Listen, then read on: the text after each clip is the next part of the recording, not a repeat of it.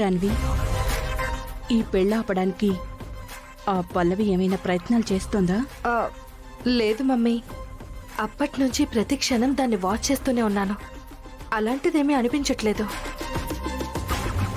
అయితే ఈ పెళ్ళాగే ప్రసక్తే లేదు.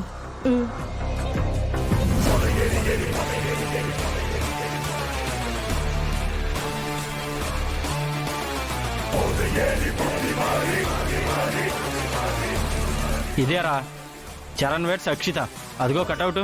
పద.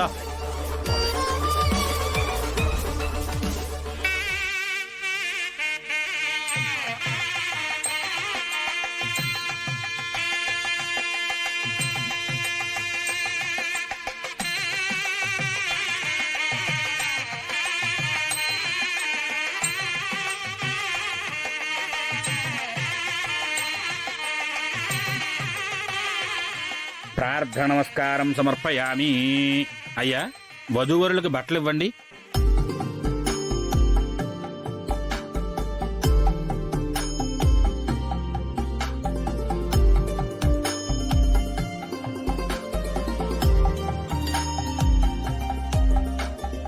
ఓం సుమంగళీర్యం వధూరిమాగం సమేతమస్సుతా సౌభాగ్యమస్తే దత్తా యథాస్తం విపరేతన.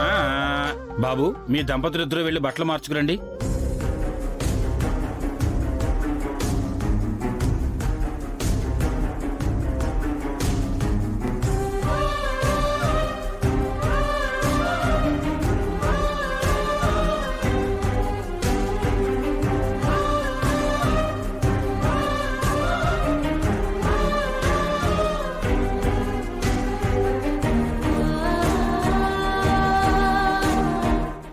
ఏం ఆలోచించావమ్మా? నాకేం చేయాలో అర్థం కావట్లేదు బామ్మ. మైండ్ పని చేయట్లేదు. ఈ విషయం నాకు కాదు, వాడికి చెప్పు.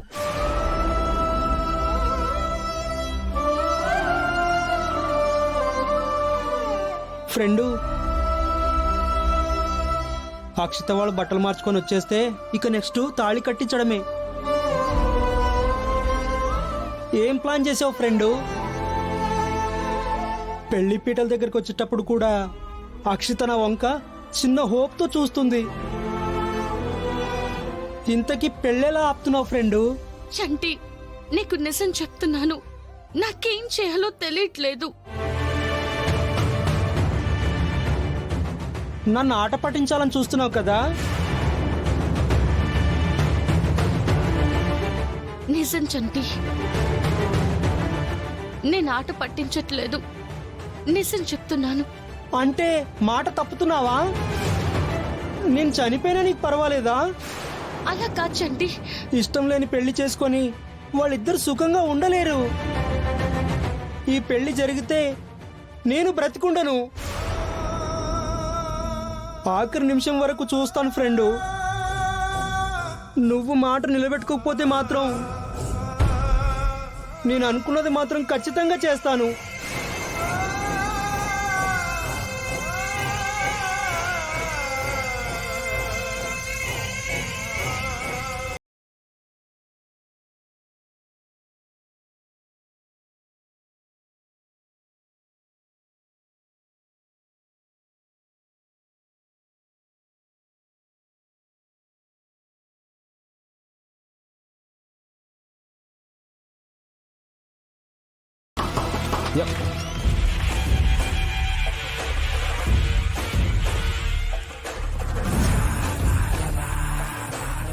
ఎవరు మీరు?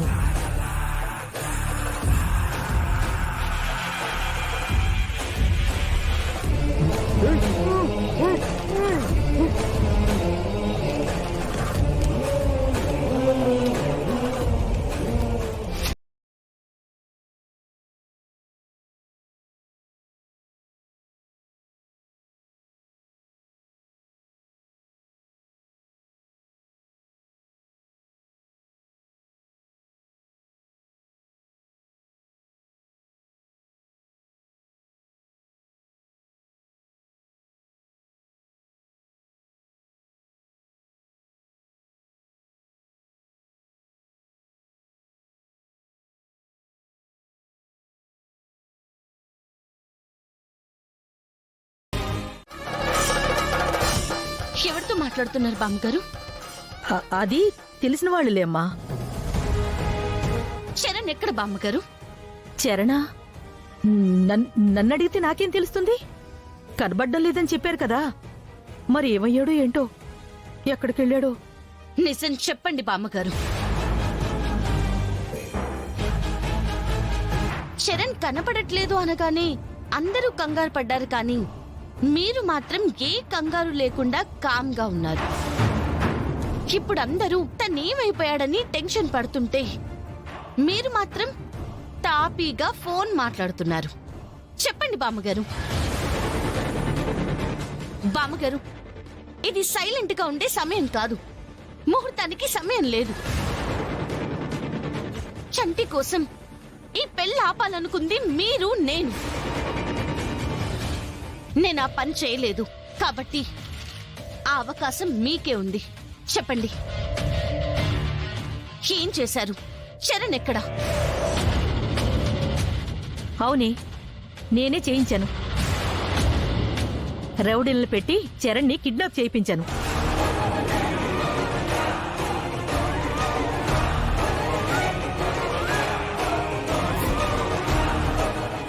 Sorry madam. కిడ్నాపా? ఎందుకు చేశారు బామ్మగారు ఈ పని? మరేం చేయమంటావే? ఈ పెళ్లి జరిగితే ఖచ్చితంగా చంటిగాడు చచ్చిపోతాడు.